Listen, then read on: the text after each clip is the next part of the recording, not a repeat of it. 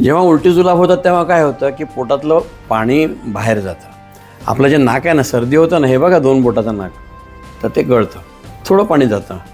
पण आतडं याच्यापेक्षा 1000 पट लांब आहे, अनेक मीटर लांब आहे, अनेक फूट लांब आहे.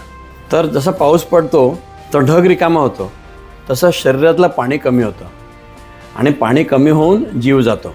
तर जेवढं पाणी जाईल त्यापेक्षा जास्त पाणी पिलं पाहिजे, तर आपण बरे होतो. आणि हे पाणी मीठ आणि अन्न याचा हात धरून शरीरात जातं. म्हणून पातळ अन्न पिलं पाहिजे. जे बाळ नेहमी घरी पातळ पितो ना, भाताचं पाणी, डाळीचं पाणी, लिंबू सरबत, पनं, तुम्ही जे काय घरी पाजत असाल बाळांना ते पातळ द्या, त्याने बाळाला बरं वाटेल.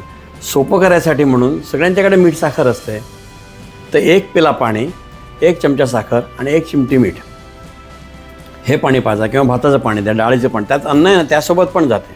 आणि अंगातलं पाणी कमी झालं की तहान लागते आणि लघवी कमी होते.